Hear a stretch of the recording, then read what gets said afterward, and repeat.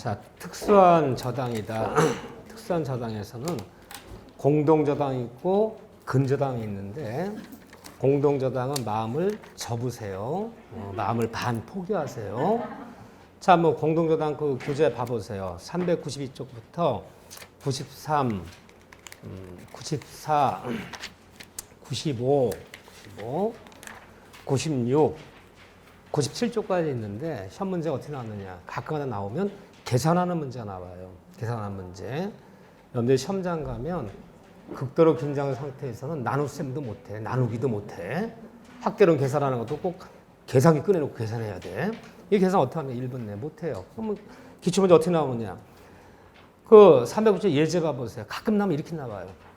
이거 책에 나온 기출문제 중에 제일 쉬운 문제예요. 제일 짧은 문제야. 공동의 문제에서. 한번 기출문제 한번 공동의 문제 봐보세요. 그 중에 제일 쉬운 문제가 이 문제예요. 체육. 너무 최상급 문제를 내버려요. 선생님 나도 1분 내 못 풀어요. 다 그림 그려하면서 계산하려면요. 그럼 결국은요. 막 여면 푼다고 막 뭐 2분 3분 걸렸는데 풀었어? 틀렸네. 그래요.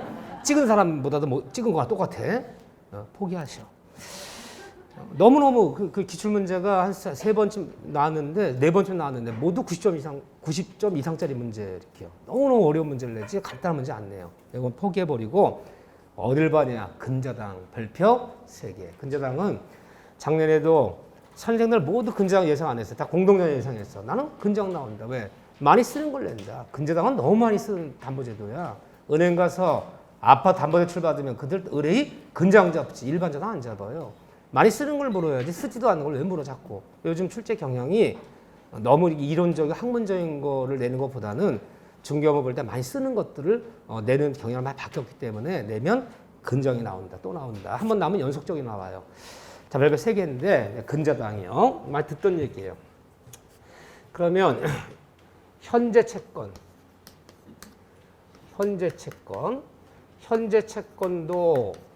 저당 잡을 수 있지만 현재 채권이 아닌 2024년에 발생할 채권, 장래 채권. 이 장래 채권도 이제 저당 잡을 수 있어요. 근데 이제 현재 채권은 일반 저당을 그냥 보통 그러니까 우리가 쓰는 게 그냥 저당권 일반 저당권을 잡는 것이고 예를 들면 이거 저당을 잡는 것이고 장래 채권은 근저당권을 설정하는 것이다. 이 지문이 맞는 지문일까요? 틀린 지문 같아요. 틀린 거예요. 대표적으로 틀린 지문이에요. 현재 채권이건 장래 채권이건 현재차 다 저당 잡을 수 있는데 장래 발생 채권이에요. 장래 발생한 채권도 2024년에 발생한 채권은 채권인데 얼마 될지 몰라. 그게 얼마 될지 몰라. 왜? 증감 변동이에요. 오르락내 증감 변동에서 얼마 될지 모르는 불확정 채권은 불특정 채권은 이거는 근저당을 잡는 근저당권을 잡는 것이고 장래 발생 채권도 액수가 딱 확정된 채권이야. 증감 변동하지 않아. 확정 채권이라면 그냥 우리가 알고 있는 그냥 일반 저당을 잡는 거고. 그러니까 근저당이냐 일반 저당이냐는 현재 채권이냐 장래 채권이냐 나누는 것이 아니라 뭘 나누는 거예요? 불확정 채권이냐 확정 채권이냐 불특정이냐 특정된 채권이냐 특정을 붙여요. 이 단어가 갖고 나눠지는 거지. 현재 채권은 일반 저당을 장래 채권은 근저당. 틀리는 거야. 장래 채권도 이 단어가 나왔을 때만 근저당. 장래 채권도 특정된 채권이라면 보통 저당을 잡는 거예요. 그런데 의부터 보세요. 근데 의 어떤 잡는 게 근저당이냐? 우리 민법 조문에 따르면 근저당은 아무도 잡는 거 아니야. 채권자와 돈 받을 거 있는 채권자와 채무자 사이에 뭐가 있어야 되냐? 반드시 계속적인 거래 관계가 있을 것. 이 있어야 돼요. 이게 없다면 근저당 못 잡는 거예요. 계속 거래 관계가 있을 거. 그럼 계속 거래 관계 뭐가 있느냐? 한도 예를 들었어요. 거기도 어려운 예를 들었는데 뭐 은행과 나 사이에 당좌, 대월계약, 할인계약 이런 거 알아듣기 어려워요. 쉬운 얘기로 예를 들면 이런 게 있어야 돼. 반드시 대리점 계약. 자, 내가 주유소 하는 사람인데 S-오일이랑 주요 또 대리전기를 맺었어. 그래서 S-오일에서 나한테 기름을 대주는 거야. 그런데 외상으로 얼마까지 기름을 대줄 수 있느냐. 좋다. 네가 여기다 주유소 한다. 우리 S-오일과 대리전기가 맺으면 1억까지는 외상으로 주겠다. 그런데 우리가 기름을 넣었다 외상을 줬는데 네가 안 갚으면 어떡하니? 니네 주유소 부지에 뭐 잡아달라? 저당 잡아달라는 거야. 저당 잡아주는데 일반 저당을 잡으면요. 이게 굉장히 복잡해요. 일반 저당 그냥 보통 저당 잡으면요. 5천만 원 외상을 받았어. 5천만 원 저당 잡았어. 이걸 3천 갚았어. 등기소 와서 병역님께서 2천으로 출연해야 돼. 이번에 2천도 맞아? 갚았어. 그럼 또 말씀 끼야 돼. 다음 달에 또 6천 받았어. 또 6천 저당 잡아야 돼. 직원 한 명은 직원 한 명은 등기소에 붙어 살아야 돼. 계속 외상 때 늘었다 줄었다 결제했다 하잖아요. 너무 번거로운 거야. 그러니까 이렇게 하자. 1억까지 주는데 이자 포함해서 넉넉히 한 30% 증액해서 1억 3천이라고 채권책 정해놓고 그 안에서는 오르락 내리락 할 때마다 그 등기 변경 등기 말씀할 필요 없고 결산일 정하자. 2년에 한 번 결산하자. 2023년 12월 5일 날 확정된 금액을 갚지 않으면 경매하기로 하자. 이래버리면 서로 편리한 거야. 변경 등기 말씀 설정을 계속 할 필요 없잖아요. 그걸 편수를 주는 거예요. 이런 관계가 있어버리면 이 채권 채무가 고정되지 않고 장래를 향해서 오르락 내리락 증감 변동해요. 증감 변동해서 결산기에 얼마 될지 몰라. 증감 변동하는 특정 채권을 딱 결산적으로 이때 확정된 금액을 갚지 않으면 경매하기로 하자. 이런 편수를 준 것이 바로 근저당이에요. 그러니까 근저당 그러면 두 단어 나와야 돼요. 너와 나 사이에 뭐가 있을 거? 계속적인 거래 관계가 있을 거. 이런 계약이 있어야 돼. 그래 이런 계약이 있어버리면 그 채권 채무가 딱 X가 고정되지 않고 오르락 내려 5천이 됐다, 8천이 됐다. 갚아버리면 3천이 됐다. 증감 변동해. 이 다 두 단어 나와요. 그 채권을 담보하기로 하고 잡는 것이 바로 근저당입니다. 여기 법적으로 있는 거예요. 근데 우리가 은행에 가서 내가 아파트 담보대출 받으려고 그래. 응? 그래서 뭐 원금 뭐 이자 얼마 주기라 언제 몇 년 거치 몇 년 상한에 뭐 다 정했어. 은행이 나의 1억 대출해주면서 일반 저당 잡아요? 근저당 잡아요? 근저당 잡아요. 그럼 은행과 나 사이에 계속적인 거래관계 있어 없어요? 없어요. 뭘 증감 변동해? 1억 대출 받으면 원금 1억 원에 이자 얼마 딱 확정된 금액이지. 뭐 다음 달은 9천이 됐다. 그 다음 달은 뭐 8천이 됐다. 이게 오락내락하는 거 아니잖아요. 딱 고정된 금액이잖아. 원금 1억 원에 이자 얼마. 그럼 일반 저당을 잡아야 되는데 근저당 잡아. 그러면 은행이 너와 나 사이에 이 계속적인 거래관계도 없어요. 없이 잡는 근저당. 담보대출, 아파트 담보대출 그래요. 이런 잡는 근저당은 민법에 규정이 없어요. 규정이 없는 포괄근저당이라고 그래요. 포괄근저당. 이것도 없이 잡는 거야. 잡아라, 잡지 말아라. 처음에 금융감독원에서 은행도 절대 잡지 말아. 왜 보통저당을 잡아야지? 1억 대출 받으면 1억이라 써야지. 왜 1억 3천에 적어놔? 1억 3천 적어놓으면 너희는 좋을지 모르지만 다시 후순위로 돈을 빌릴 때는 내가 1억 5천 대출 받으면 2억이라 적혀있어. 거기에 2억이라고. 다시 남한테 2순위 받을 때는 받는 금액이 줄어들 수밖에 없잖아. 그냥 일반 저당 잡아. 1억 대출은 1억이라 잡아. 왜 증액해서 1억 5천을 근저당 잡느냐. 또 은행은요. 이 포괄근저당 잡아버리면 요번에 내가 대출 받은 것만 거기서 받는 게 아니야. 응? 우리 은행 카드 대출 받은 거, 눈 보증서 준 거 다 받아. 거기서 다 받아요. 걔들이 보통 대출해주면 1억이라면 1억, 3천, 4천 적어요. 그러면 요번에 이달 최악의 경우에 내가 돈 못 갚으면요. 지들 대출해준 금액만 거기서 경매 뽑아하는 게 아니라 지네 은행이 받을 돈 전부를 다 받아가요. 거기서. 전부를. 뭐 내가 카드 쓴 거 400만 원, 신용카드 대출 300만 원 다 받아가요. 이렇게요. 은행은 편리하지만 우리 일반인들은 불편한 거예요. 그게. 잡지 말아라. 왜 명문의 규정도 없이 민법의 규정도 없이 왜 잡는 거야? 잡지 말아라. 몇 번을 경고하고 몇 번 했는데도 국민들이 잡혀요? 안 잡혀요? 불리한 거야 우리들한테. 빌린 돈만 적어놔야지. 빌린 돈 이상을 왜 적어놔. 불리한 거야. 근데 국민들이 그걸 다 그냥 또 잡히는 거야. 그러니까 거의 관습법에 단계 잃어버렸어. 그러니까 슬그머니 86년까지는 굉장히 이게 논쟁이 치열했어.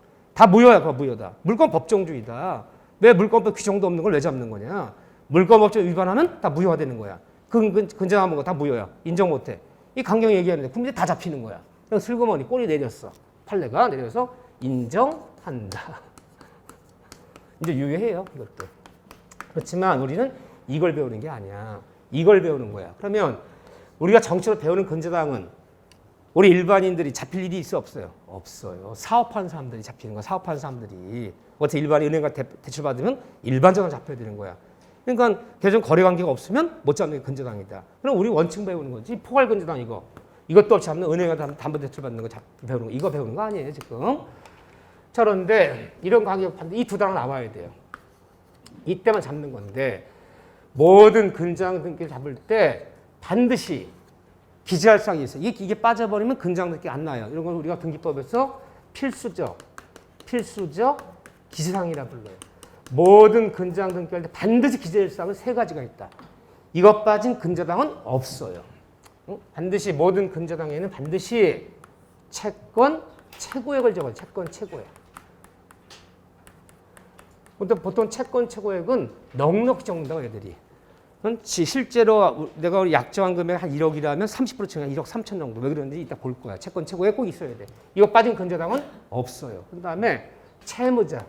누가 채무자라는 거. 채무자 표시를 반드시 기재해야 돼요. 채무자. 그 다음에 근저당인 취지.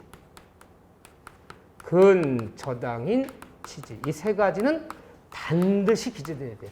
이게 빠지면 근저당 등기 안 난다. 하지만 증가 오르락내리락 증감 변동하다가 언제 확정된 금액, 확정되는 건전 오르락내리락 하다가 이제 드디어 이 확정된 금액을 갚지 않으면 경매직을 얻는 거야. 그러면 결산기라 불러. 언제 결산할 거냐? 결산기 또는 확정기라 불러. 확정기 또는 존속기간. 언제 확정된 금액을 갚지 않으면 경매할 것이냐? 이 결산기 내지 존속기간은 근저당 등기할 때, 이 등기할 때 반드시 기재할 사항이 아니다. 이것은 임의적 사항이에요. 있다면 기재하고 없다면 기재하자가 좋아요. 없어 기재가 안 돼 있어. 주요소 부지를 떼어봤더니 채권 최고 1억 5천, 채무자 홍아무개. 근데 결산기 안 적혀 있어. 날짜가 안 적혀 있으면요. 너와 나 사이에 있을 거래관계 이거요. 대리점계약이 이것이 종료하는 날. 이 날이 결산기가 되는 거야. 기본적 결합인가 끝나는 날을 보면 되는 거지. 결산기는 반드시 기재할 사항이 아니라는 거. 그런데 시험 문제는 모든 판례는 어디에 집중되냐? 채권 최고예요. 이게 뭐냐 이게. 여기 모든 게 집중되는 거야. 그럼 여러분들 교재를 펴보시면 어디를 별표 치시냐. 다 설명드렸고 399쪽에 3번에 근저당의 효력 그 제목에다가 별표 2개 치세요. 이게 하이라이트야. 이게. 여기는 한 페이지에 걸쳐서 쫙 설명드리는 건데 줄줄줄 나와요. 줄줄줄줄. 자 보세요. 등기를 한번 띄워볼게요 내가. 자 주요소 부지인데 이 사람이 SO일이랑 기름 대리점계약을 맺고 1억까지는 예상을 받기로 하고 지 주요소 부지 토지 등기부에 토지 등기 을을 띄워봤더니 여기에 근저당 설정 등기 옆을 쓸 거예요. 밑을 쓰는 거예요. 접수일 접수번호 원인 몇 월 며칠 설정 경을 원인으로 채권 최고액은 5억 원. 5억 원. 채무자 홍남기. 이건 적혀 있으면 나머지 다 임의적이야. 누가 근저당권자고 SO일이고 언제가 결산기고 그런 거는 있다면 기재하고 없다면 기재할 필요 없어. 이 세 가지만 적히면 되는 거야 일단요. 적혀 있어야 될게요. 그러면 근저당 등에 적혀 있는 등기부에 기재되어 있는 채권자 5억. 이게 의미하는 게 뭐냐? 이 대원 판례를 우리가 정리해야 돼요. 과연 근저당 등이 나와 있는 채권자 5억이 의미하는 바가 뭐냐? 자, 이걸 비춰 볼게요. 일단은 채권 최고 적을게요. 채권 최고액은 모든 근저당 등에 반드시 기재할 사항인데 첫째, 채권 최고액에는 이자를 포함하고 있는 금액이다. 이 다음에 최악의 경우에 이자를 포함해서 얼마 이상 배당 못 받아가요. 경락대금에서 5 이상 못 받아가는 거. 이자를 포함한 금액이야. 채권 이자가 포함되어 있는 금액이기 때문에 근저당 등기에는 이자를 따로 등기하지 않는다. 여기 이자가 다 들어가 있는 거기 때문에 이자를 따로 등기하지 않는다. 또 채권채 5억에는 이자를 포함하기 때문에 여기 포함된 금액이기 때문에 이 다음에 돈 갚지 않아서 기름값 안 갚아서 SO일이 경매 신청해서 경락이 됐을 때 경락대금에서 받아갈 거, 자동차 돈 받아 배당 받을 거 아니에요. 배당 받을 때 지연이자 1년분까지 받아 1년분 하나 한다는 제한이 여기 적용이 없는 거예요. 5억만 초과하지 않으면 연체도 10년치건 100년 다 받는 거야. 받는 거지. 1년분만 배당 받으라. 그건 일반저당이야. 그럼 은행들이 뭐 때문에 근저당 잡아요? 일반저당 잡으면요. 경매되면 경락되면 연체는 딱 1년분만 배당 받아야 돼. 근데 근저당 잡으면요. 5억만 초과하지 않으면 연체로 5년치건 10년치건 다 받을 수 있어요. 즉 채권자를 초과하지 않으면 지연이자 1년분까지 배당받으라는 그 적용이 적용되지 않는다. 이 제한이 없다 그래요. 두 번째, 이 채권 최고에는 경매 실행비용은 자 근저당까지 경매집을 돈 들어 안 들어요? 돈 들어요. 경매 실행비용은 포함이 안 된 거다라는 거. 포함이 안 돼 있는 거다. 5억에 포함이 안 돼 있어. 얘가 내 5억이라 적어놓고 뭐 기름을 예산 대줬는데 주다 보니까 어떻게 보니까 7억 원어치를 줬네. 7억 원어치를 채권치를 초과하는 금액을 준 거야. 근데 내가 돈을 안 갚고 경매를 집어넣어야 돼. 또 경매 집어넣을 때 감정평가 비용 선납하라 그러지 뭐 등록세 납부하라 그러지 인지 붙이라지 그건 한 250 들어갔어. 그 250만 원은 5억을 초과하더라도 따로 받을 수 있다, 받을 수 없다. 받을 수 있다는 거야. 여기 포함이 안 돼 있는 거기 때문에 이걸 초과하는 금액이 있더라도 따로 받을 수 있다. 요거는 이렇게 표현하는 거야. 채권 최고액에는 이자는 포함되어 있는 금액이나 이 두 단어. 경매 실행비용은 포함이 안 된 금액이기 때문에 설사 5억을 초과했더라도 그 250만 원 따로 받을 수 있다. 이렇게 얘기해요. 또 하나 세 번째 이게 참 유명하죠. 너무너무 유명한 문장이에요. 제가 다 밑줄 거둘 거예요. 그러면 채권 최고액이란 판례에 따르면 우선 이거 입에 배워야 돼요. 그만큼 유명한 거예요. 여러분들이 영어 배울 때 유명한 수고들이 있어. 유명한 수고들은 이 배워야 돼. 뭐 비코지 어쩌고저쩌고 그런 거 있잖아요. 투부정사 붙은 것들. 그듯이 이거 입에 나와야 돼요. 채권 최고액이란 이게 제일 많이 나온 질문이에요. 우선 변제의 한도액은 의미한다. 의미하는 거예요. 이게 의미하나. 그러나 채권 최고액이 판례에 따르면 책임의 한도액을 의미하는 것은 아니다. 너무너무 문제. 채권 최고액이란 우선 변제 한도는 의미하나. 그러나 책임의 한도 의미하는 것은 의미한다면 틀려. 의미하는 것은 아니다. 굉장히 중요한 단어야. 자, 5억이 5억. 자, 보세요. 우선 한도를 얘기한다는 것은 우선 문제는 경락대금이죠. 경락대금에서 또 배당받는 한도는 어디까지야? 5억까지야. 누굴 보호하기 위해서? 자, 보세요. 채권자 5억인데 5억이라 등기부에는 적혀 있어. 근데 실제는 어디 주다 보니까 더 많아져. 실제 채무는 얘가 본사 받을 거면 7억이야. 그러면 등기 기재된 채권책을 초과하는 금액이 있다는 거야. 실제 금액이 7억이야. 그런데 돈 안 갚아 경매 집어넣었어. 그러면 근저당 잡은 그 본사는 경락되면서 얼마 이상 배당 못 받아가요? 5억만 배당 받아야지. 초과한 전액을 배당할 수 없잖아. 우선 변제 한도는 어디까지야? 5억까지야. 경락때 배당받는 5억까지야. 누굴 보호하기 위해서? 후순위. 후순위들이 받더니 1순위가 5억이라 적혀 있어. 최대치 5억이지. 또 잡을 수 있잖아, 2순위가. 2순위가 돈 1억 빌려주고 또 자동 잡았는데 야야 등기 5억이지만 실제 금액이 7억이라 야 우리 7억 배당 받아야 돼. 이러면 얘 받을 돈 모자르죠? 그래서 후순위 권리자 또는 물상보증 입장을 볼 때는 우선 한도는 여기까지야. 초과하는 금액이 있더라도 그 초과하는 금액을 배당해 주지 않아요. 후순위 권리자 보호하기 위해서. 후순위 권리자 보호하기 위해서 경락 때 돈 받는 배당범위 여기까지가 한계치야. 그래서 후순위 권리자 또는 물상보증이요. 야 5억까지 내가 보증 서줘. 근데 7억 다 받으면 어떻게 해요? 얘네 보호하기 위해서 여기까지야. 그런데 채무자 입장에서 볼 때 채무자 입장에서 볼 때는 이것이 책임의 한도 의미하는 게 아니에요. 무슨 말인지 보세요. 등기부에는 5억이라 돼 있는데 실제는 초과는 7억이 있어. 얘가 경매를 집어넣었어.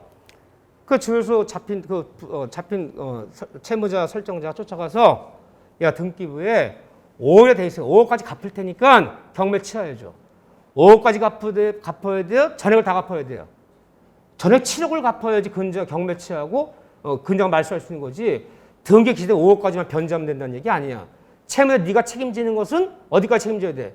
실제 채무 전액을 책임져야 되는 거지. 등기 그냥 5억까지만 변제하면 된다는 얘기 아니잖아요. 따라서 채무자 입장에 볼 땐 이것이 책임의 한도 의미하는 것은 아니다. 어디까지 돈 갚아야 돼요? 7억까지 갚아야지 경매치하고 7억까지 갚아야지만이 그냥 말소하는 거지. 등기해줘 5억까지만 변제한다고 될 일이 아니잖아 지금요. 채무자 입장에 볼 때는 이것이 책임의 한도 의미하는 것은 아니다. 하지만 경매 들어가면 채권 채무는 우선 변제 한도 얘기니까 딱 5억까지만 배당받아야지 7억 전부를 배당받을 수는 없다. 이걸 말 편하면요. 채권 채무가 5억이란 우선 변제 한도는 의미하는 거야. 5억까지만 받아. 초과 전액을 받을 수 없어. 하지만 채무자 입장에서 책임의 한도 의미하는 것은 아니다. 얼마 갚아야 돼 채무자는? 7억 전액을 갚아야 되는 거야. 근데 그들은 그렇게 자세히 설명이 안 해요. 시험 지문에. 이게 써버리고 그냥 이렇게. 채권 채무이란 경락대금에서 우선 변제 한도액을 의미해요. 5억까지만 배당받아야 돼. 하지만 채무자 입장에서 돈 갚을 때는 이게 책임의 한도 의미하는 게 아니기 때문에 7억 전액을 갚아야지 5억까지만 돈 갚으면 된다는 얘기 아니다. 이게요. 자, 다시 한번 써볼게요. 요거 굉장히 유명한 문장이야. 채권 채무이란 우선 변제 한도는 의미하나 그러나 책임의 한도 의미하는 것은 아니다. 네 번째, 만약에 물상보증인이 보증받는 사람이 얘가 후순위 권리자가 이대로 경매당해버리면 우리가 다 날라가. 쫓아갔어요. 근저당을 쫓아가서 우리가 대의변제. 대신 갚을게. 얘 대신 갚아줄 테니까 경매 취하하고 그냥 말씀시켜. 대의변제할 수 있어 없어요? 있어. 그럼 물상보증인이 후수월자가 대의변제할 때는 어디까지만 갚아주면 돼요? 채권 최고액까지만.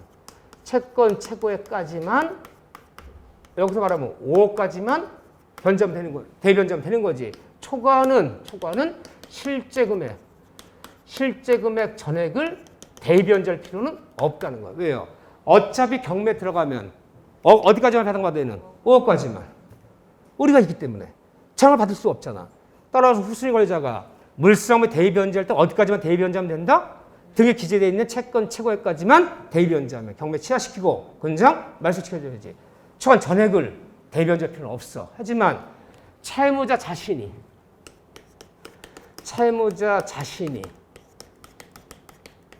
변제할 때는 어디가 돈 갚아줘야 돼요?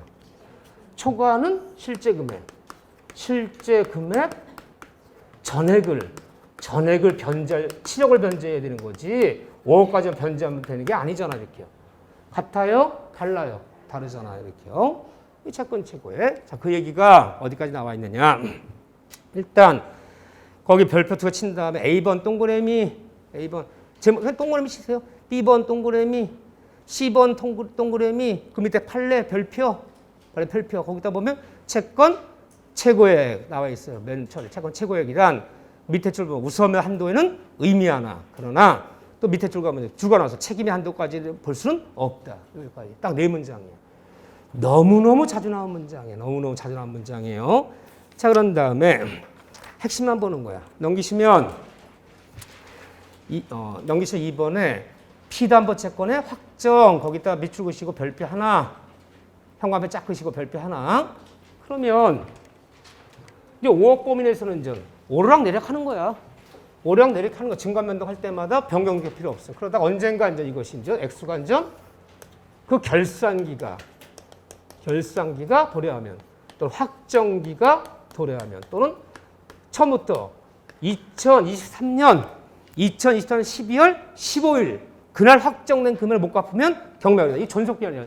이 존속기간이 도래하면 이제는 오르락내리락 하다가 액수가 확정되는 거야. 확정돼요. 이게 5억에 적혀 있죠. 실제 5억이 안 될 수 있죠. 자, 확정된 금액이 이제 만약에 4억 5천이야. 실제는 이거야. 이게 보통 이거보다 작아요, 보통. 이게 확정돼. 그러니까 증가가 확정되면 이게 이제 도래해서 확정되면 이제는 일반 보통이라 볼게요. 제가 이제는 보통 자당권과 어떻게 되는 거야, 이제 같아지는 거야. 같아지는 거야, 이제요. 그렇기 때문에 이제는 부종성을 갖는다 그러는 거예요. 그 전까지는 부종성이 없어요. 원래 부종성이란 말이 뭐냐? 근저당은 이 부종성을 안 따라가요.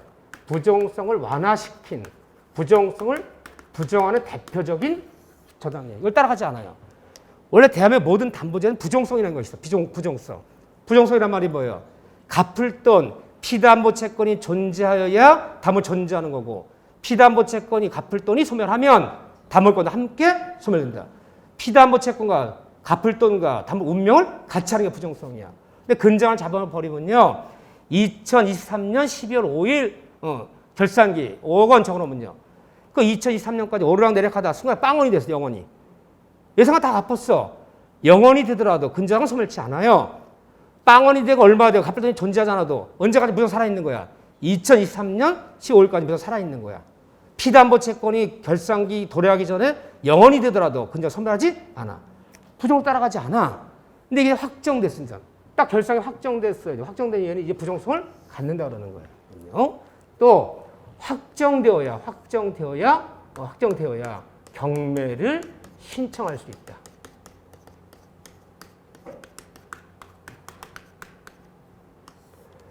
이 확정이 안 돼버리면 경매 신청을 안 받아줘요.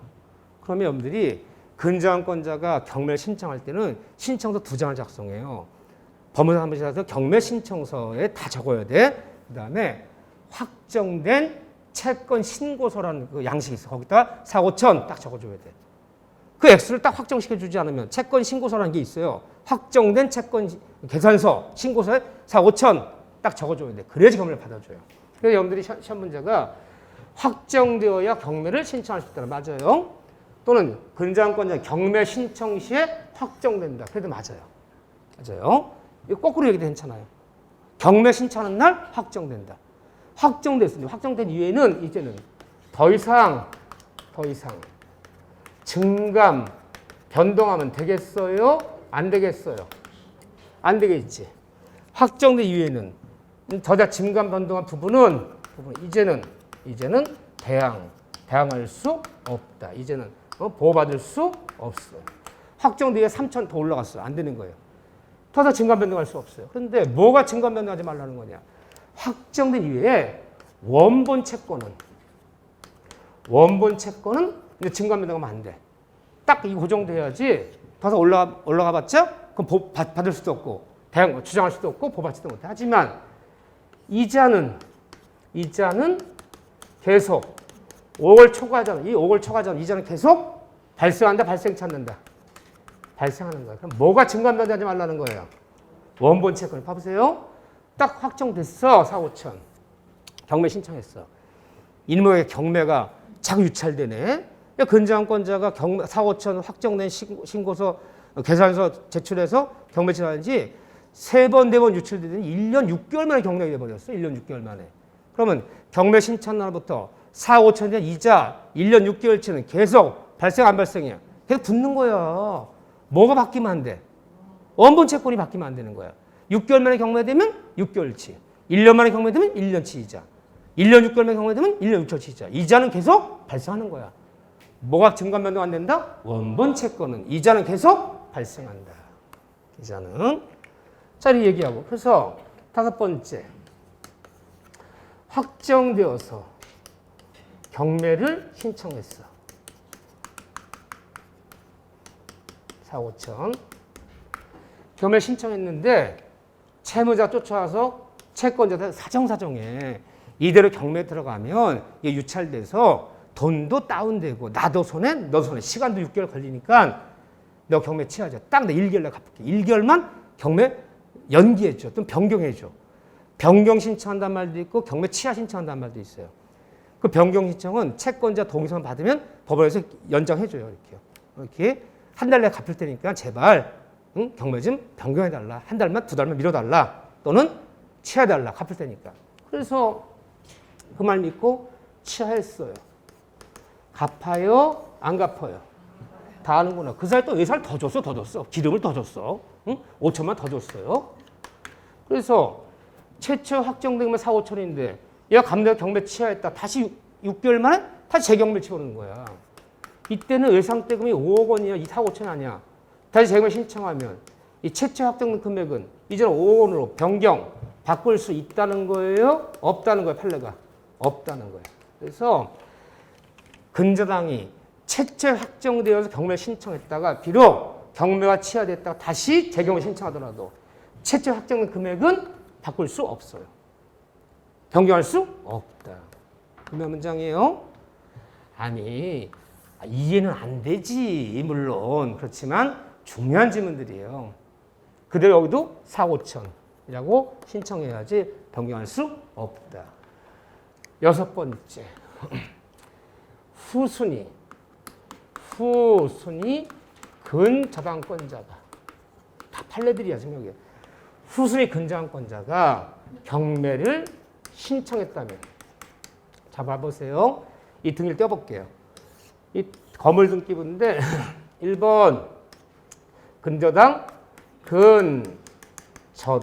설정 등기 채권책 5억 원 5억까지 결산기가 있어요. 결산기는 2024년 4월 25일까지 누가 A가. 근데 여기 또 2번 근저당 설정 등기 채권책에 3억 원 누가 B가. 두 명이 1번 근저당이 있고 2번 근저당이 있는 거야. 근데 2번 근저당권자가 확정된 금액, 원래 3억인데 확정되면 2억 5천이래요. 확정된 금액, 이걸 갚지 않는다고 경매를 신청했어. 경매를 신청했어요. 자, 언제 신청했냐? 2022년 2월 22일 날 경매 신청했어요. 경매 신청하는 날, 경매 신청하는 근저당권자는 자기 금액이 확정돼야 안 돼야 돼요? 확정돼야 돼요. 확정 안 되면 경매를 안 받아주니까. 확정되면 다시는 이거 증감 변동하면 돼야 안 돼요? 안 돼요? 얘가 경매를 신청했어. 경매를 신청할 때 얘가 좀 알아봤어. 1순위가 얼마인가. 여기 이렇게 적혀 있지만 이 금액이 전부가 아닐 수 있잖아요. 알아봤더니 금융기관에서 또는 1순위가 신용금고 무슨 캐피탈 은행 이런 데인데 실제 알아봤더니 이 5월에 적혀 있죠. 실제 금액은 2억 5천밖에 안 된다는 거예요. 그동안 많이 갚기도 하고 이래서. 그러면 얘가 2억 5천, 2억 5천. 얼마 나오면 돼, 얘 입장에서? 5억 이상만 나오면 받을 수 있는 거야. 응? 실제 알아봤어. 그날 경매 신청하기 전에 저기요, 금융기관 씨, 실제 이번에 돈 받을 금액이 실제 금액이 얼마인지 좀 알아보러 왔습니다. 그럼 적어줘요. 예, 실제 남은 금액은 2억 5천입니다. 적어줬어. 5억 이상만 나오면 되겠군. 경매 신청했어. 한 두 번 유찰되더니 여기에 5억 5천이 나왔어요. 경락대금 5억 5천이 나온 거야. 5천 나왔어요. 한 6개월 뒤에. 경매 신청한 날 이날이야. 이제. 나왔어. 경매 비용 빼고 못 빼고 받을 수 있겠구나 생각했는데 갑자기 얘가 내가 경매 신청할 때 2억 5천인데 이 경락이 될 때는 5억 원이 된 거야. 그 사이에 2억 5천 더 준 거야. 더 빌려줘갖고요. 그래서 5억을 배당받고 5천만 남은 게 나왔어요. 되는 거예요? 안 되는 거예요? 호수의 근저당권자가 난리 났어. 법원에서 이놈들 사기친 겁니다. 왜 경매 집어오는 거 알면서 더 추가로 왜 대출을 해줍니까? 이건 나를 해치고자 하는 얘네 둘이 짜고 하는 사기입니다. 따라서 5억 원 배당 안 됩니다. 제가 알아본 요 증서 보세요. 제가 경매 신청할 때 2억 5천이었습니다. 근데 현재는 5억을 빌려준 거야. 이걸 뻔히 아는 사형이 아닙니까? 라고 얘기했던 판사가 뭐래요? 아닌데? 그러면서 5억 다 배당해줘 안 해줘요? 배당해줘요. 이거 후순위 해친 게 아니야. 왜? 후순위 근저당권자가 경매를 신청할 때는 선순위 근저당권자는 경매 신청 액수 확정되는 것이 아니라 경락되고 완납 들어올 때까지 증감 변동할 수 있어. 어디까지? 5억까지. 그럼 후순위한테 피해 준 거야, 안 준 거야? 안 준 거야. 네가 처음부터 잘못 잡은 거야. 얘 5억이라 밝히고 있죠? 최악의 경우에 나는 5억까지 받아갈 수 있어. 밝혀주고 있어. 그런데 경락되고 이것밖에 안 나오는 거를 이걸 잡았다는 거 처음부터 담보가치가 안 된 거 잡은 거야. 설마 5억까지 받아갈 수 있는 거 분명히 밝히고 있잖아. 우선의 한도는 5억까지나 밝히고 있잖아. 네가 경매 신청했는데 얘는 아직 결산이 남았잖아요. 그래서 남은 애가 왜 확정이 돼야 돼? 경락 완납 들어올 때까지 5억까지는 증액될 수 있다는 거야. 따라서 다 이빨이 또 빌렸어. 5억 배당할 수 있어요. 따라서 후순위 근저당권자가 경매 신청한 자기 자신은 확정되지만 나보다 앞선 근저당권자들은 경락이 완납될 때까지 채권절 초과하지 않는 범위에서 증감할 수 있다 없다? 있다. 그러면 여러분들 권리 분석할 때 채권에 5억이라 적혀 있어. 근데 실제금 2억 5천이래. 그래서 얼마나 생각하셔야 돼, 그거? 5억이라고 계산해 줘야 되는 거야, 그거. 근데 이런 거를 방지하기 위해서 보통 어떻게 합니까? 집사업할 때는요. 알아봤어, 낸가. 근저당은 3억이 잡혀 있는데 뭐 담보대출인가 봐. 무슨 아니면 잔금대출인가 봐. 근데 한 10년 갚아하고 남은 게 1억 5천밖에 안 남았대. 그렇죠? 그럼 1억 5천만 공제하고 나머지 금액 치르잖아요, 보통. 남은 금액 치르고. 그리고 어떻게 해요? 채무를 다 인수해버리지. 내가 인수하니까 다시 늘어난 건 내가 늘린 거지. 그렇잖아요. 그건 문제가 안 돼. 아이, 그러니까 아파트 매매하는데 아파트 매매가 5억이야. 근데 근저당이 3억이 잡혀 있어. 근데 실제로 알아봤더니 남은 금액은 1억 5천밖에 안 남았대. 은행 담당 직원이 적어줬어, 종이로. 그러면 보통 우리 잔금 치를 때 그 저당 잡힌 금액을 내가 인수하잖아. 인수하기로 했어, 내가. 그럼 얼마만 치르면 돼? 3억 5천만 치르잖아. 3억 5천 치르고 그 사람 앞에 있는 근저당을 내 앞으로 이전 넣게 하잖아. 내가 근저당을 내가 채무자를 바꾸잖아요. 그러면 그건 늘어날 리가 없지. 그렇지만 그걸 안 바꾸고요. 5억 다 치러버렸어. 다 치러버리면요. 1억 5천 다 치러버리고 근저당을 나한테 이전, 내가 채무 인수 안 받으면요. 걔가 다시 대출받아서 더 빼갈 수 있는 거야. 그러니까 그런 위험이 있으니까 내가 그냥 채무 인수해버리지, 그냥. 딱 1억 5천 내가 인수해버리잖아. 더 이상 못 오르게. 그렇죠? 그렇기 때문에 여러분들이 하여튼 등기를 떼봤을 때 채권이 5억이라 돼 있으면 그냥 5억 원이다라고 인정하는 게 좋아. 현재 금액이 얼마인지 논할 필요 없어. 왜? 이 다음에 내가 경매 집어넣더라도 경락 때 완납 들어올 때까지는 5억까지 늘어날 수 있는 거야. 각오해야 되는 거야. 이해된다, 안 된다? 이해된다. 자, 밑줄 봅시다. 자, 어디를 밑줄 보냐면요.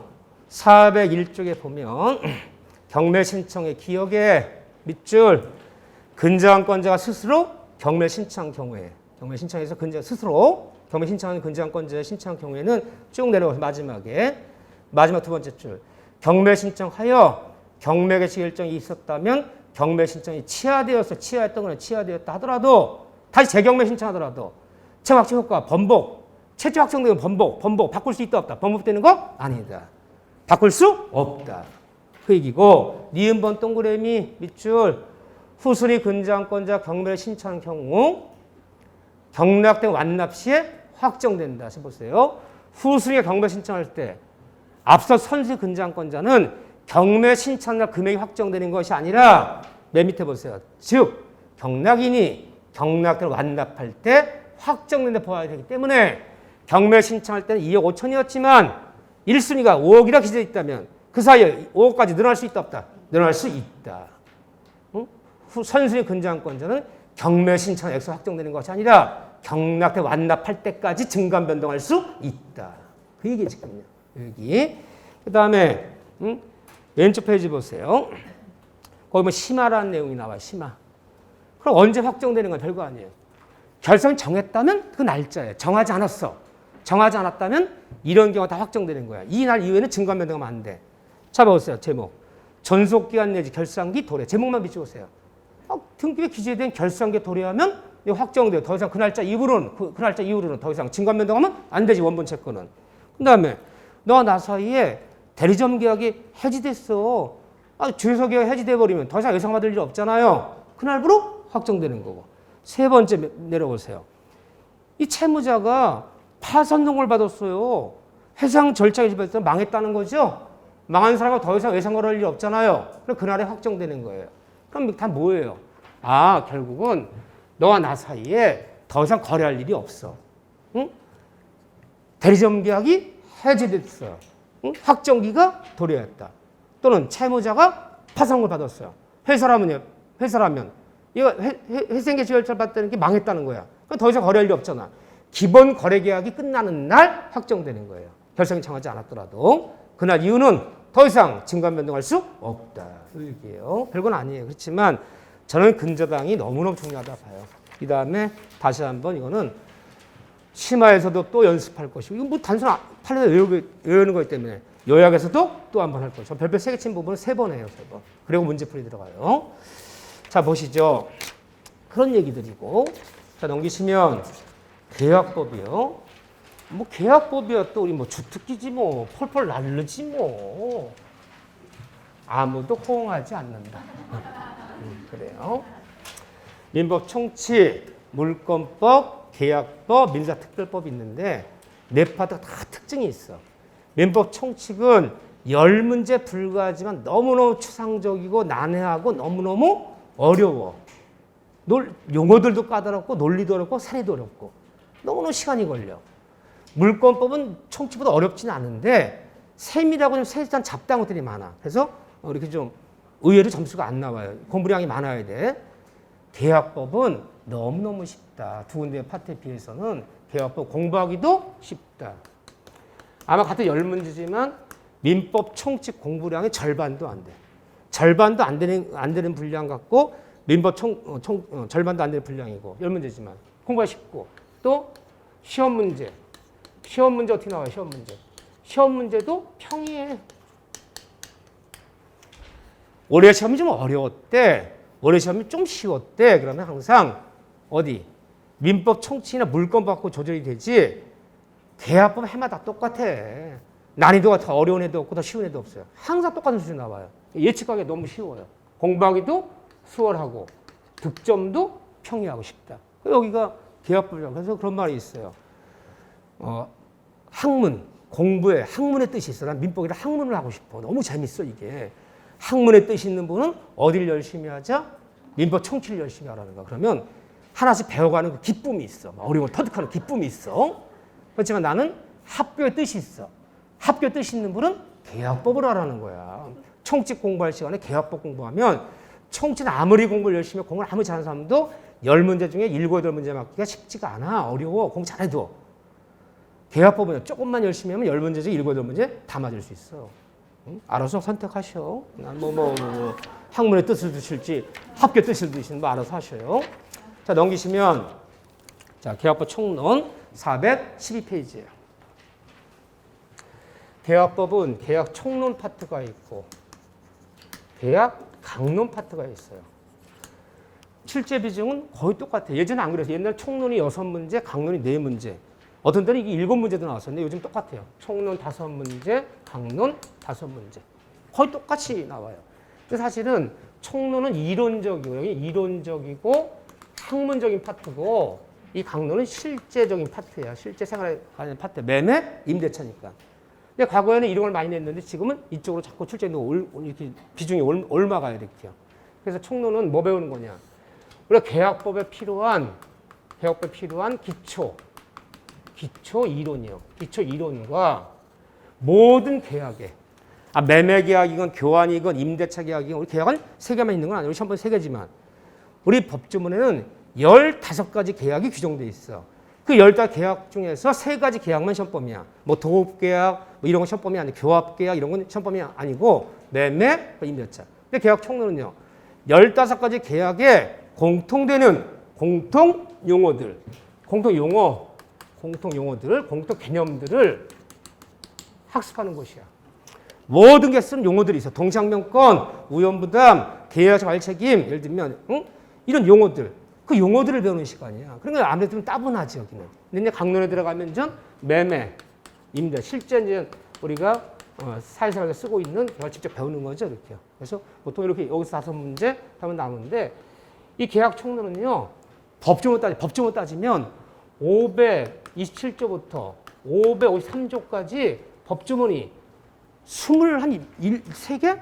26개 정도밖에 안 돼. 여기서 5문제 나오는 거야. 그럼 우리가 배웠던 대리 있잖아, 총시의 대리가 23개 법조문이야. 근데 계약 총론하는 법조문은 26개밖에 안 돼. 그럼 조금만 좀 과장되게 얘기하면요. 대리보다 조금 더 많다, 양이. 그 생각하시면 되는 거 법조문으로 따지면. 법조문이 26개밖에 안 돼. 여기 이제 처음에 들어가면 청약, 승낙, 계약, 재활책임, 동시항변권, 우연부담, 3자란 계약, 계약의 해제지. 6파트야. 이게 법조문 26개 이렇게요. 자, 이걸 배우는 건데, 자, 바로 계약 총론 들어왔어요. 자, 총론 5문제 나오는데, 거의 다 나오는데, 413쪽에 보면, 기초 강의 때 했지만, 우리 계약법 흐르는 정신, 계약 기본 이념, 그러면 계약 자유원칙. 계약 자유원칙이 기본 이념인데, 계약 자유원칙 구체에 들어가면 4가지 자유를 주겠다. 체결 여부의 자유, 상대 선택의 자유, 내용 결정의 자유, 그 다음에 방시의 자유. 4가지 자유를 주겠다. 내가 잘 줄 테니까 네가 원했던 사람과 원했던 대로 의사표시해서 계약을 맺어서 채권 채무를 만들어 가라. 하지만 이 계약자 원칙도 무한정 자유다, 무제한 자유는 아니다. 이제는 무제한 자유는 아니다. 이제는 공공복리, 이 공공복리 이념 하에 이 계약 자유 원칙도 이제는 제한을 받는다. 더불어 잘 사는 사회 이념에 잘 받지 무한정 자유는 아니다.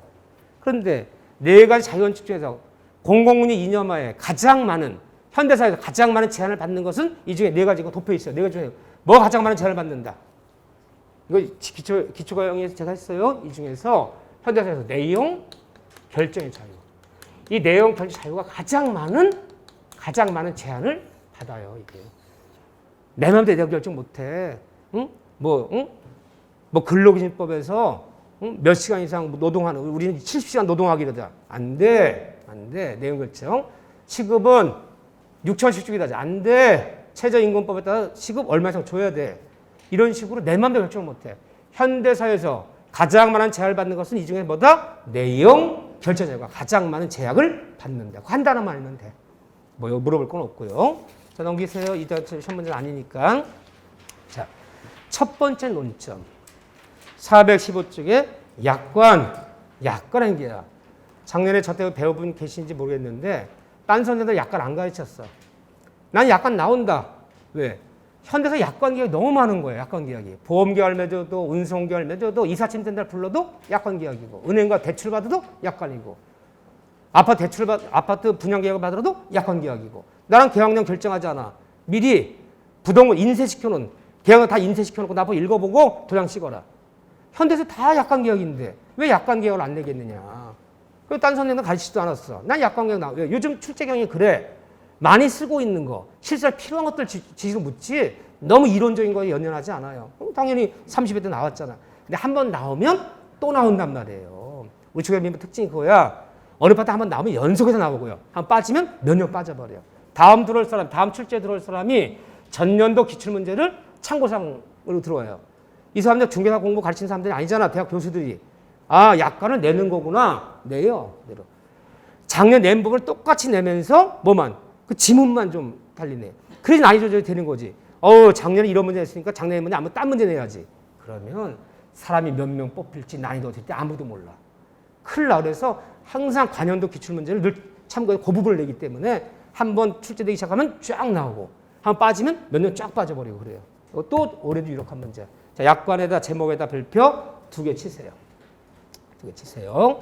자, 약관 계약에서는 딱 세 파트는 볼 줄 알면 돼. 기초 강의 때 했어요. 415쪽에 2번에 명시, 설명 의무, 동그라미 별표 하나 제목에다가 넘기시면 3번에 약관 해서 별표 2개 쭉 417 오른쪽 보면요. 동그라미 5번에 일부무의 특징 별표 하나 딱 세 군데만 볼 줄 알면 돼. 기초 강의 때 약관이 뭐라는 얘기는 했어요. 했기 때문에 더 이상 하지 않고 바로 들어갈 거예요. 현대사회에서 약관 작성자들은 보통 누가 되죠? 보통은 기업들이 되죠. 기업들이. 은행 대출 받으러 가면 대출 약관, 응? 보험 계약하면 보험 약관, 응? 아파트 분양하면 분양 약관. 다 약관 계약 맺지. 나랑 합의에 볼펜을 적어가면서 계약령 결정하지 않아요. 자, 근데 작성자들은 약관 계약 맺으면 편리한 점이 있어요? 얘들은요. 신속한 계약을 맺을 수 있어. 대량화된 계약, 하루에 5만 명도 계약 맺어. 대량화된 계약을 맺을 수 있어. 획일화된 계약. 모두랑 똑같이 획일화된 계약을 맺을 수 있는 장점이 있어. 장점이 있지만 상대방이요. 계약 맺는 상대방. 이 상대방을 약관 규제법에서는 상대방을 고객에 표현해요. 고객에게는 이게 불리한 거예요, 유리한 거예요. 약관 계약이 불리해요. 왜 불리해요?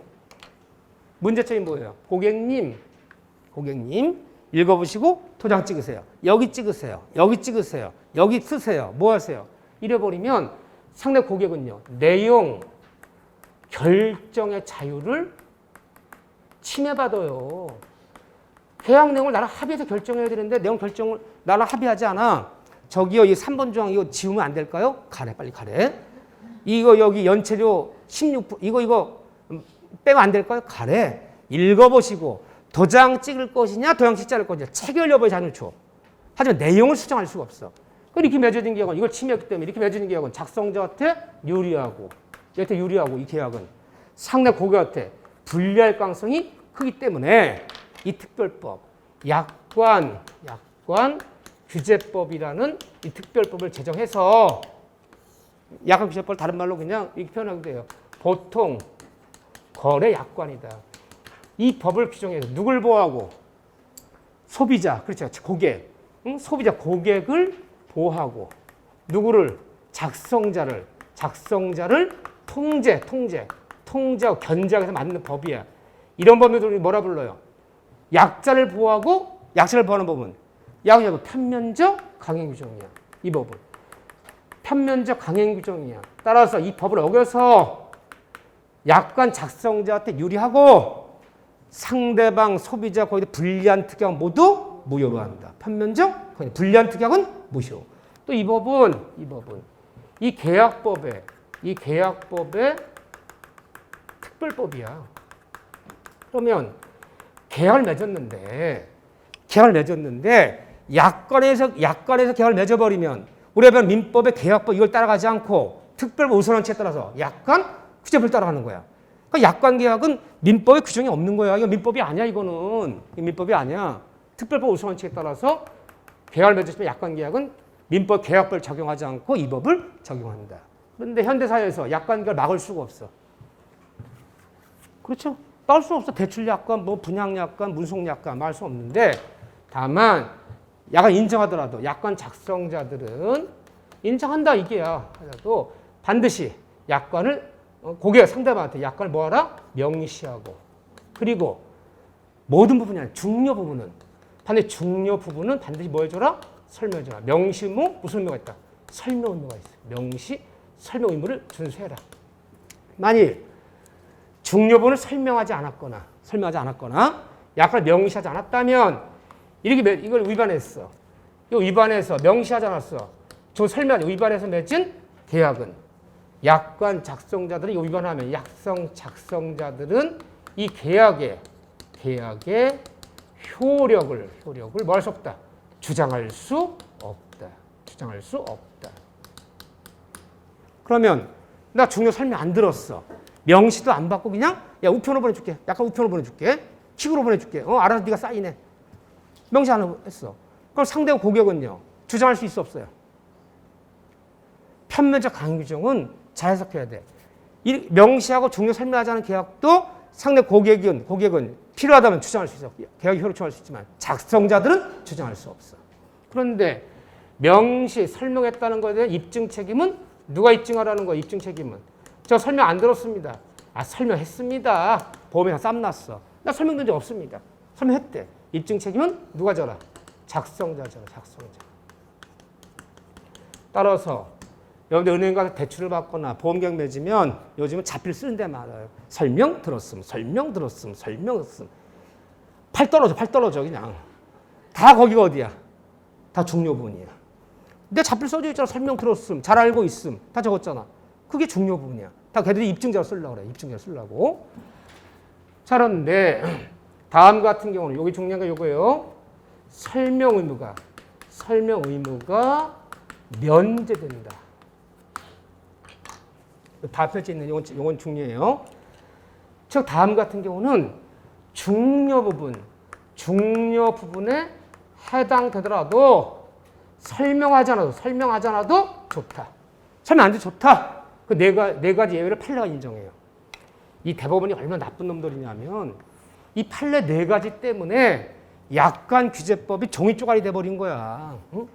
아무도 여러분들 약관 규제법 의지해서 공정거래위원회 약관 제소 받는 데 있어요. 근데 제소해봤자 이기도 못해. 응? 이 중요한 법을 판례 뭐라 했냐 보세요. 다음 같은 거 설명하지 않아도 좋다. 설명하지 않아도 효력이 있다. 안 해도 좋다. 첫째, 이미 판례가 말하는 거 이미 법령에 정해진 사항은 여기 어디 있냐면 이게 굉장히 중요한 얘기예요. 교재로 따지면 416조 한 페이지 넘겨보세요. 한 페이지 넘기시면 세 번째 줄에 밑줄 명시 설명 의무가 면제된다. 설명하지 않아도 좋다. 중요본이더라도. 자, 이제 기억, 니은, 든 얘기인데 내가 정리하는 거야. 이미 법령에 정해진 사항은 중요분에도 또다시 설명할 필요가 없다는 거야. 이 법령 정의는 게 뭐예요? 이 보험법에, 은행법에, 운송법에 정의사항은 중요분이더라도 또다시 설명할 필요가 있다 없다? 없다. 좋은 거예요? 나쁜 거예요? 아, 우리 국민이 은행법을, 보험법을, 운송법을 알아요? 그럼 판례가 어떻게 얘기해야 돼? 이미 법령, 은행법에 왜 변동금리가 바뀌면 이자는 금방 따라붙고 이자 내려가면 6개월 뒤에 이자 내려가. 뭐, 그거 어떻게, 왜 보험료 계산할 때 호프만이 복리 계산 하는 건지 안 하는 건지 다 정해져 있어. 그럼 판례가 어떻게 얘기해야 돼요? 이 법령에 정해진 사항도 중요한 또다시 설명해라. 그렇게 얘기해 주는 게 대법원인데 이미 은행법에 보험법에 정해진 사항은 또다시 설명하지 않아도 좋다. 왜 설명 안 했어? 얘 은행법에 다 정해져 있어요. 법령 정해진 사항. 또는 대통령령에 따라 주무관청의 심의를 거쳐서 작성된 약관은 또다시 설명하지 않아도 좋다. 이런 게 뭐가 있을까요? 공공기관, 우리가 공기업. 자, KTX 타러 갔어요. KTX 운송 약관이라는 게 있어. 예정된 시간보다 30분 이상 연체되면 50% 요금을 반환해주고 1시간 이상 연체되면 전액을 환불하고 뭐 이게 다 적혀 있어. 자, KTX 타면 지금부터 KTX 운송 약관을 말씀드리겠습니다. 하면서 광명역에 탔어. 그러면 평택 올 때까지 설명하나요? 설명 안 하나요? 안 타봤어. 해요, 안 해요? 안 해요. 그런 것들은 이미 만들 때부터 우리가 말하는 뭐 철도청이라든가 우리가 말하는 국토해양부 이런 데 심의를 거쳐 작성한 약관들은 또 다 국민에 설명할 필요 없다. 필요하다면 사본을 비춰 놓을 테니까 와서 보라는 거야. 이렇게. 설명 안 하잖아. 그러니까. 설명하지 않아도 좋다. 이런 것들. KT 운송 약관. 세 번째는 설명하지 않아도 이 보통 사람이라면 모두 알만한 사항. 이렇게 부르기도 하고 또 중요분이더라도 또다시 부연 설명에 불과한 부분은 중요하게 설명할 필요가 없대요. 보통 알만한 사항. 설명하지 않아도 알만한 사항들은 설명하지 않을 필요 없대요. 부연 설명에 불과한 것들. 네 번째가 더 충격적이야, 판례가. 중요한데 설명이 현저히 곤란한 사항. 아, 국민들이 호프만식 계산이 뭔지, 이자 계산, 나이프식이 뭔지, 이걸 설명할 수가 없대. 또 설명하지 못다. 그러면 이 네 가지에 속하지 않는 거 있나 없나요? 없잖아. 그러니까 우리 약관 경험할 때 설명해 안 해요. 그냥 쓰래 맨날 설명 들었음 여기 도장 찍으래. 도장 10군데 찍고 자필로 10군데 적어야 돼. 다 거기에 중요분이에요. 설명 안 하잖아요. 이 네 가지가 설명할 필요가 없다. 설명하지 않아도 좋다. 그 다음에 근데 교과서에는 지금 하나 빠졌어요. 교과서에 이게 없단 말이야. 이게 없을 거야. 이게 없단 말이야. 이 네 가지. 기억, 니은, 디귿으로 정리해놨지만 정확히 네 가지야. 설명이 면제되는 경우. 약관에서 별표 몇 개? 2개. 그럼 우리가 보험기관을 냈는데 보험약관, 운송기업의 운송약관, 대출약관, 아파트 분양약관 이 약관계를 맺었는데 약관 작성자, 상대방, 고객 사이에 뭔가 법적 분쟁이 벌어졌어. 약관계만 그래 분쟁이 보험금을 지급하겠다, 지급 못하겠다 싸움이 났어. 분쟁이 벌어지면 다음 같은 해석 원칙이 있어요. 이 해석 원칙을 준수하라는 거야. 이 해석 원칙에 따라서 누굴 보호하는 거야? 해석 원칙에 따라 해석해서 고객을 보호하고 상대방 작성자, 보통 기업이죠. 기업들을 견제하는 거예요. 이 해석 원칙을 통해서. 5가지 해석 원칙이 있다. 자, 기초관할 때 어떻게 외웠나요? 제가 기초관할 때 했잖아요. 대통, 신고. 대통, 신고. 이렇게 돼. 철도 개통됐나 봐. 대통, 신고. 5가지 해석 원칙. 이게 하이라이트예요. 약관 해석은 축소 해석의 원칙을 지켜라. 반대말이 뭐죠? 확대 해석하면 안 된다. 반대로 축소 해석 원칙을 지켜라. 뭘 축소 해석하는 거냐? 이 약관계약 맺다 보면요. 이 자기 작성자들이 면책 조항이 많아지더래. 면책 조항. 책을 면한 조항들이 많아요. 이런 게 면책 조항이야. 다음 같은 경우는 보험금을 지급하지 않는다. 다음 같은 경우는 우리 회사는 책임지지 않겠다. 책임지지 않겠다. 보험을 지급하지 않겠다. 이게 면책 조항이야. 이 면책 의미를 확대하자, 축소하자. 축소시켜야지. 그래야지 면책되는 경우가 적어지는 거지. 응? 면책정은 축소를 해석해서 확대 해석하면 안 돼요. 걔는 개별 약정 우선의 원칙. 여기까지 한 번 더 하고 희망했다. 여기 안 해요. 어려운 게 아니에요. 개별 약정 우선의 원칙. 즉 약관 조항과 다르게 합의한 사항이 무조건 우선시 해석돼야 된다. 다르게 합의된 사항이 뭘까요? 한마디로 보험료 낼 때 수기로 기재한 것이 있다면 이 수기로 기재한 사항이 무조건 우선시 되는 거야. 은행 대출 받으러 갔는데 은행의 그 직원이 대출 약관 맨 밑에다가 손을 적었어요. 지점장 특별 우대금리 적용해서 마이너스 0.5% 깎아준다. 손을 적은 게 있어. 무조건 우선하는 거야. 보험계약 맺으면서 모집인이 수기를 작성한 게 있어. 손으로 금리 적용은 어떻게 한다. 손으로 기재한 것이 있다면 무조건 그것이 우선하는 거야. 개별약정 우선원칙. 통은 통일적 해석 원칙. 이걸 다른 말로 뭐라 불러요? 다른 말로 통일적 해석 원칙을 약관 해석은 객관적 해석 원칙을 택하라. 객관적 해석 원칙. 그럼 요 반대말이 뭐냐? 약관 해석은 주관적 해석하면 안 된다. 이 반대말이야. 주관적은 뭐냐? 사람에 따라 그 사람의 나이, 직업, 하는 일 등등 고려해서 사람에 따라 그 사람의 직업, 때다 나이 등을 고려하여 사람에 따라 달리 해석하면 된다 안 된다. 큰일 나는 거야. 약관 해석은 모든 사람에게 다 어떻게 동일하게 모든 사람에게 동일하게 해석해야지. 약관 사람에 따라 차별을 주면 안 된다. 중요한 얘기, 안 중요한 얘기. 중요한 얘기 의미할 바가 뭐예요? 한 명이라도 자 우리가 삼성생명이야. 어떤 사람이 보험을 가입했는데 그 보험을 가입한 사람이 10만 명이야. 10만 명인데 이 사람이 다퉜어. 아니 보험 약관의 이 조항은 불공정하고 부당한 조항 아니냐. 내 약관 공정거래를 제소하고 내 사회 문제 갖겠다. 이건 부당하다. 그때 불러서 고객님 조용히 하세요. 고객님은 300만 원 드릴게. 줬어요. 그 순간 어떻게 된 거야? 나머지 10만 명 다 지급해야 되는 거야. 응? 한 명이라도 유리하게 되면 모든 사람 다 유리해지는 거지. 차별 주면 안 된다. 보험에서는 그게 무서운 거야. 한 명이 소동내에 다퉈서 이겨버리면 개만 주는 게 아니야. 그 상품에 가입한 모든 사람은 동일하게 다 지급돼야 되는 거야. 차별 주면 안 되기 때문에 모든 사람이 동일하게 해석해야 된다.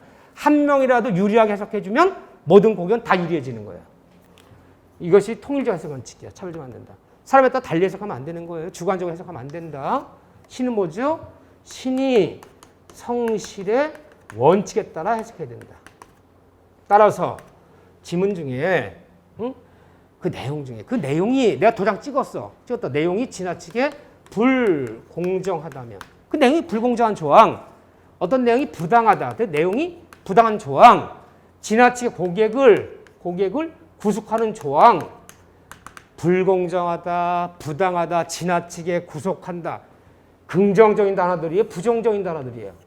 이 부정적인 단어 나오면 이 조항은 인간의 신체 위반 조항으로서 이 조항은 다 무효이다. 이게 무서운 거예요. 내가 도장 찍었더라도 내용이 지나치게 구속, 불공정, 부당, 어쩌고저쩌고 하면 그 조항은 무조건 다 무효다. 필요 없다. 신성실의 원칙을 해석해라. 그거는 고객에게 유리하게 해석한다. 다른 말로요. 작성자한테 불리하게. 작성자 분리의 원칙.